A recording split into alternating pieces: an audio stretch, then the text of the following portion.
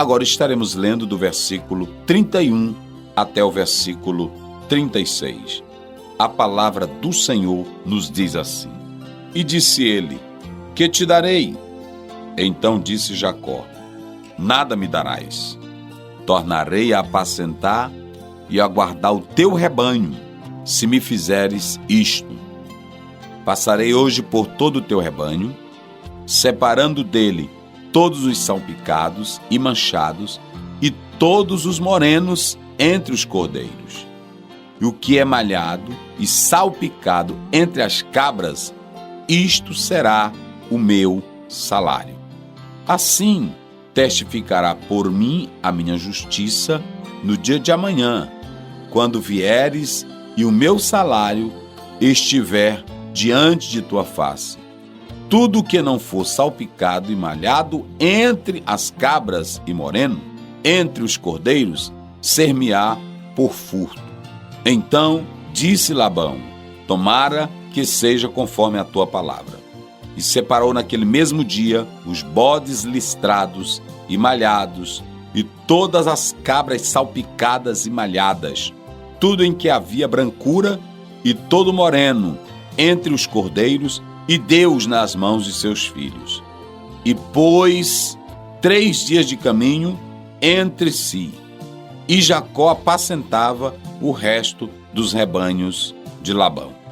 Meus queridos, nós vamos falar sobre uma contraproposta. Já dissemos aqui que existem 3 personagens dentro da família de Jacó. É o próprio Jacó, Raquel e Lia. Mas nós vamos ter uma outra personagem que vai marcar todo esse contexto, que é Labão, um homem que era sagaz, um homem de uma inteligência tremenda para conquistar as coisas.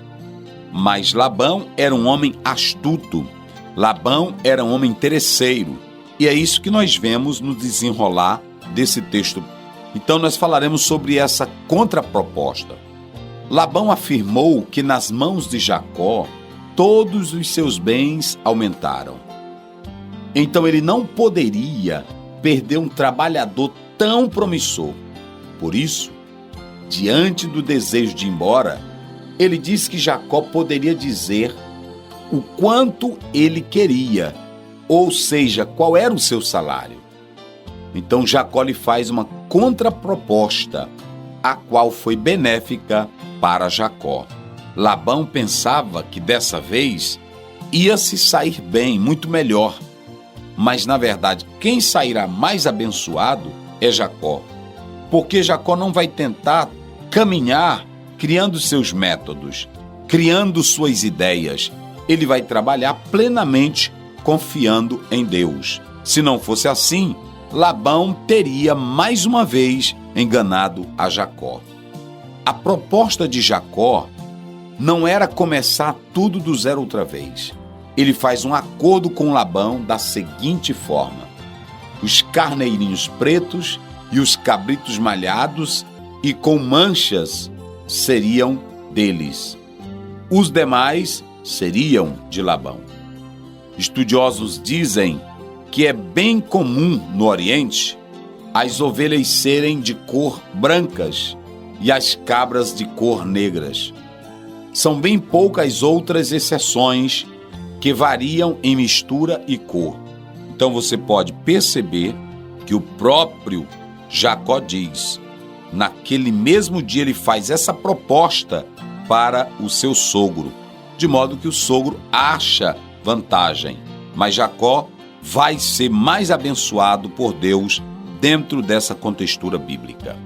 Prontamente Labão aceita a proposta de Jacó, pois dessa maneira nenhum iria ter prejuízo, porque Labão estava ouvindo Jacó dizer que ia começar do zero, e ele não ia pegar nada do que era ovelha até então ali de Labão. Então o negócio para ambos seria vantajoso, cada um iria ter seu patrimônio. Labão ia aumentar o seu patrimônio e Jacó ia começar a construir o seu patrimônio financeiro, porque até então ele só tinha um patrimônio familiar e não financeiro.